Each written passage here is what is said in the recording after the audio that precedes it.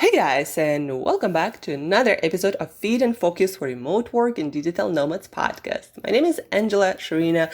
I'm your host, I'm your brain coach, and this episode is brought to you by me and Brain Mastery Academy, where we teach all the brain tools you can use to do everything better, because everything that we do, it depends on how well we can operate this most sophisticated machine in the entire universe, our brain. And every day, guys, I'm reading news about this research or that research, and then practical implications and how we can put it to use to improve our focus, motivation, or procrastination, meaning having less of it, or mental health. So many aspects of it, creativity, right? Not feeling anxious, but feeling confident. There is so much information is coming out every single day. And this phrase, been used in many contexts, but I really love it. The knowledge is out there. It's just not evenly distributed, right? So here I'm bringing you the best, effective, research-based tools that you can start using today, applying them, especially importantly, to the areas where you're struggling. Today is Monday, right? New day, new beginning, new week. By the way, based on neuroscience research, the best time to start any new habit, any new venture, to feel motivation and to feel like this is fresh start. So the best times are Mondays, first of month, first of the year, our birthday, when we move, basically some sort of change, some sort of new beginning in our life. And this is the best time to start new ventures, habits, some new goal, because it gives us a feeling of clean sheet, like clean piece of, paper where you can draw anything. And that gives us ability to almost forget about the past and what didn't work in the past, right? And start fresh, start with new energy, start from scratch. So today's Monday is a good day to begin something that you feel is important. And it is also about motivation. And I've been reading a lot on motivation, right? And trying it myself and with my clients, like what works, what doesn't work. Some data we have, only in my studies. Some data we have from professional athletes and people who have been consistent at achieving certain goals. And, when there is any long-term goal, it always requires a lot of motivation and a lot of other cognitive skills, so mental resilience skills, right? We gotta push ourselves through hard moments. Any long-term goal, any pursuit, it's going to be challenging. And if we don't learn how to make ourselves do our best when it's hard, it's almost impossible to achieve anything significant. We're just going to end up just getting by, right? Kind of always on the same level. Only through challenges, that's when we grow. And only when we have enough motivation. I was talking to a friend of mine yesterday. We were taking a trip to another city, just like an hour away from where we are in Mexico, to go to a different beach. And we're talking about motivation and inspiration and the difference. And she said, well, motivation feels for me fake. It's kind of like, oh, let's do it. I don't know, some sort of motivational speaking stuff, right? And I said, for me, motivational is a state when you have drive to take action, no matter how hard they are, no matter how challenging they are, but you have the drive and you're taking actions. That for me, the state of motivation. Whereas inspiration for me is more like I'm genuinely inspired, right? I feel inspired means in spirit, right? Like you are uplifted. For me, inspiration is less action oriented, whereas motivation is like the state of ready, go, and you are going and you are taking actions, and whether they're hard or not, you're still taking them. So for me, that is the state of motivation. And it seems that neuroscience means exact same thing, because they also, nailed this, coined this molecule of motivation. They called it, not called it, but dopamine is a molecule of motivation, and it's a molecule of drive, of pursuit. Usually the more of it we have, the more we are consistent with taking actions. So the molecule of motivation. We can increase the amount of it by doing certain physical practices like exercise, cold shower, or eating certain foods or consuming certain substances like caffeine or chocolate, right? Not overdoing it, because too much is also not that good. But also, we can increase this molecule of motivation that makes us take action. In fact, mice, when they did the studies and they created this mice that was not able to produce or use dopamine, they were so not motivated. They were so lazy, basically. They wouldn't even eat food that was right beside them, like they had to walk across one small cage. They wouldn't even do that, because dopamine is what makes us go, right? It's a molecule of motivation. So for me, motivation is this drive to act.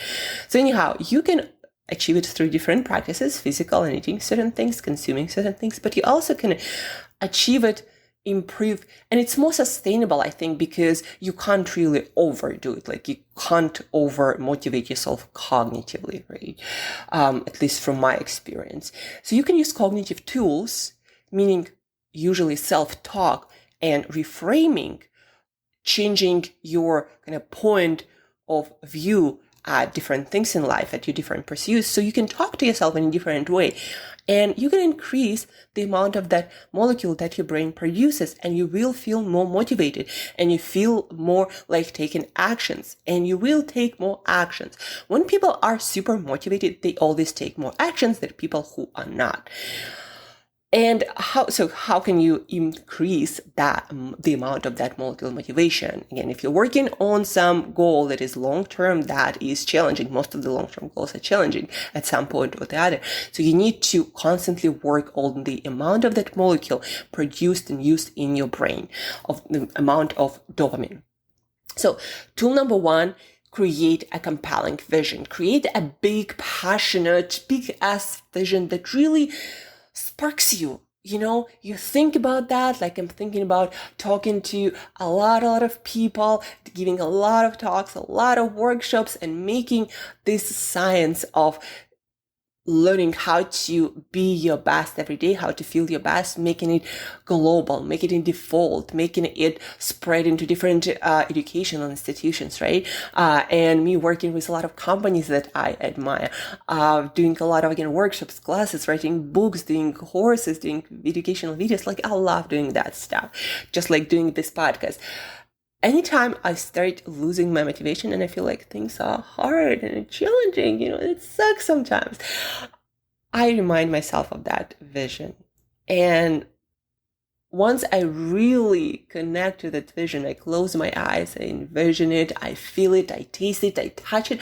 Once I do that, it's like my mind starts bubbling, right? I'm like, I'm ready to go. Give me what needs to be done, and I'm going to get it.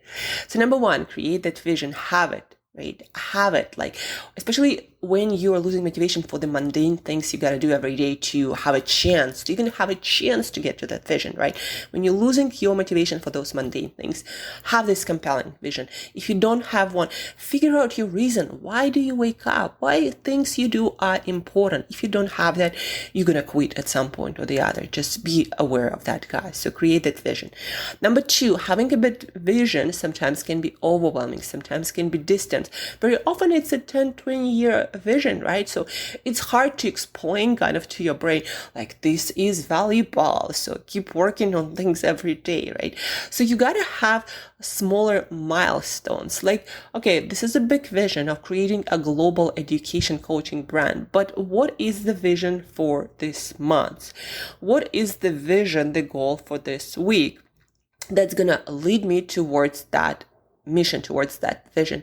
For me, it's booking a retreat this week. It's starting working with 2 companies, a couple of other things content-wise. They're all in my calendar, so I don't consciously remember them, all of them on the top of my head. But those 2 things, the most important ones, signing up the contract for retreat and with 2 companies, these are important because these are important steps to developing my practice, my business, right? And I've been working on it for a while in order to build to grow an educational global brand, you gotta start working first, with companies, like in my case, with other people. You start to do things that you want to do more of in the future. So these are the things for this week.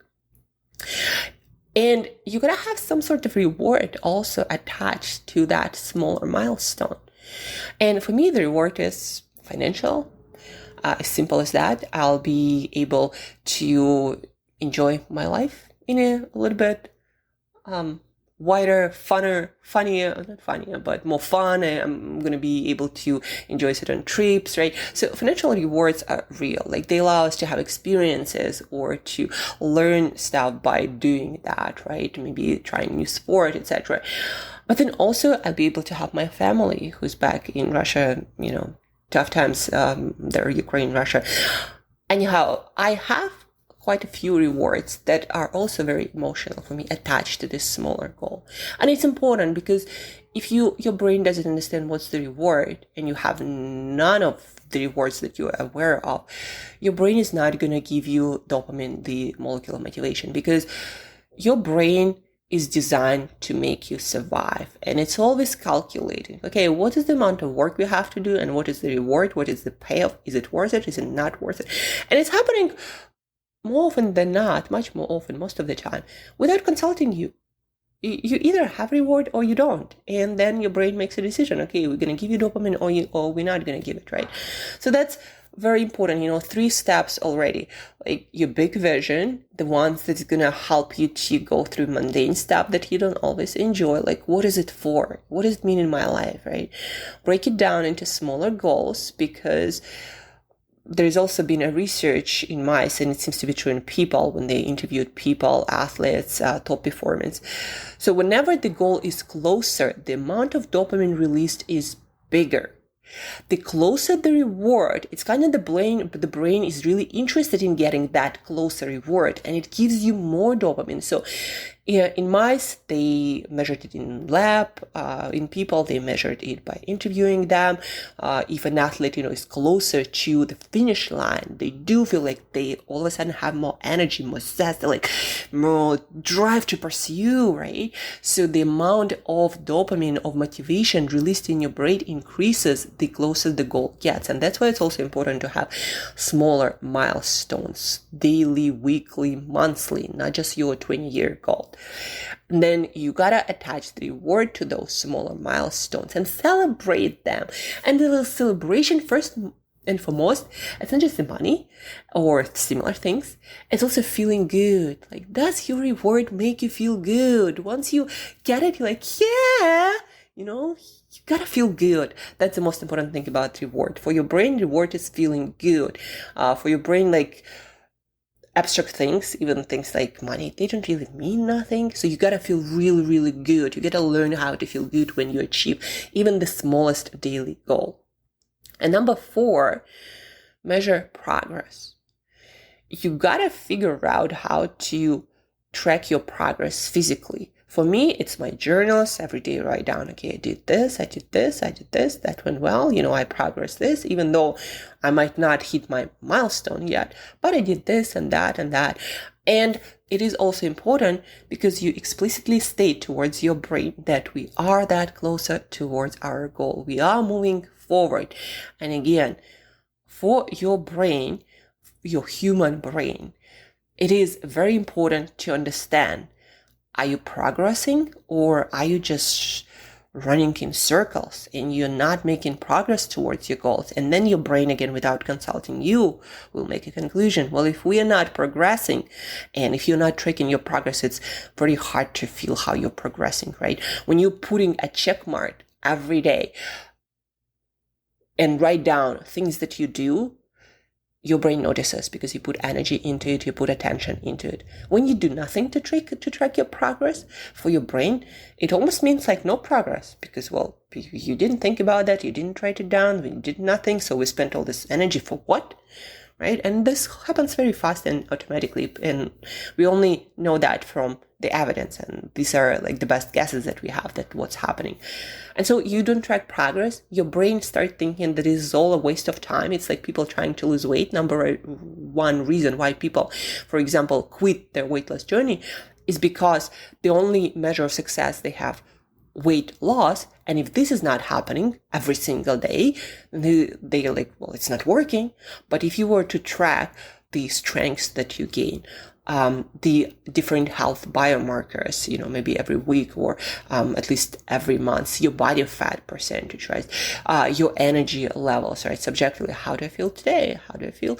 How does my clothes fit? If you found another or a couple more ways to measure your progress, you'd be much more likely to continue. Again, for your brain, when you don't track progress and you don't really notice it, it means no progress, it means waste of energy, and it means no goal, no dopamine, no freaking anything. You lose interest, you lose motivation, and you usually quit. So let's recap. What can you do to cognitively increase your levels of motivation? Again, that's been proven in mice and on elite performers. That's how we humans work. And then there is a whole book, where clearly closer, better. And Emily Balsetta, she's a neuroscientist, studies motivation. She interviewed a bunch of people. She did experiment on herself, and she interviewed also friends in different areas of business. And she noticed that this is what successful people do. Successful people, meaning people who set a long-term goal, a long-term project, and they continue and they finish, no matter how challenging, uncomfortable, inconvenient it is. And so what they do, number one, they have a vision, and they have some sort of system to connect to that vision regularly, right? Sometimes you would have a vision board, sometimes you would have it written down. Some people write their goals down. I'm more on the writing part, not so much on the visual at the moment. Second one, you gotta break down that big goal into shorter, smaller milestones. The closer you get to your goal, to that milestone, the more motivation is released, the more dopamine is released, and you have more energy to keep pursuing, right? So we have number two, you break down your big goal into smaller milestones. Number three, attach some meaningful reward, and also don't forget to celebrate. Not necessarily go out and go party. No, just feel good. Just take at least 5 minutes and feel good. Like, yeah, I did it. It was hard, but I did it. You're like, yeah, hell yeah, Angela, we did it. And smile and do a little bit of dance. Just make yourself feel good. That's the most important thing. Celebrate it. Give your brain a sign that this is significant, this is meaningful, this is a reward. So keep doing it, right? And number four, after the reward, we have, what do we have after the reward? Just, there is a little bit of noise, distracted me completely. After the reward, we have tracking progress. And tracking progress for your brain means you're moving closer towards your goal and you're not wasting your energy. Again, your brain is not going to be consulting you and asking you, are you wasting energy? Are you not wasting my energy? Are you making progress? Are you not making progress? No. When you don't track your progress, your brain just makes the conclusion. It's a waste of time. We're going to stop it, right? No motivation, no energy. You're not going to pursue it any longer. Again, not consulting you, just making you feel not motivated. So here you go. 4 steps work in a really powerful way. And you got to use kind of all of them. Have a big vision, break it down to small steps, have rewards, celebrate your small steps, and then track the progress. And once you combine those, chances are you're just going to keep going, keep going, keep going. There are a few other things that will help you along the way, but these are the core 4 ones, right? Big vision, break it down, celebrate each milestone, and then track the progress. And that's it, guys. So I hope you found these very useful. I definitely find them very useful. Every time I start losing my motivation, okay, where am I missing out? Am I not connected to my bigger vision? My milestones are too long and I don't have anything to celebrate. Am I even tracking progress towards my goal? Like, where am I missing out, right? Where? Once I find it, okay, I'm like, this week, I'm working more on that. So for me, this week is actually celebrating something every day, some milestone. Need to do more of that. And also maybe getting a little bit better on tracking progress towards my bigger goal.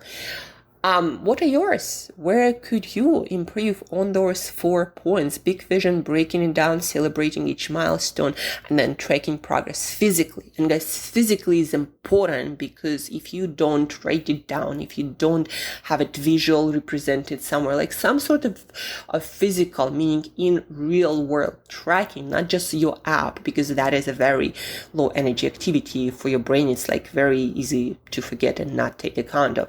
So physically write it down or put it on your wall. Do something that requires a little bit more energy than typing into your phone.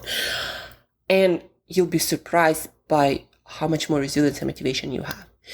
That's it for today, guys. If you have any questions, always feel free to reach out, Angela at brainbreakthroughcoach.com or on my Instagram at 1000year-yan. Check out our Brain Mastery Academy, where we are training, not just learning, but training together skills like this, like the one that I explained to you today, how to get better, so much better at motivation. So you never lose it, or when you lose it, you know how to get it right when you need it, right?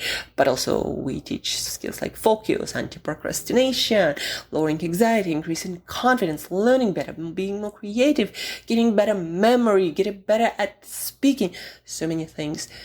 If you are on the path of personal growth and you want to deliver something exceptional into the world, then Brain Academy is for you. The link is in the show notes. Have an awesome Monday. Have an awesome week. You'll hear from me tomorrow. And till next time, work on your motivation. 4 steps. Remember, big vision, smaller milestones, celebrate and track progress physically. Talk to you soon.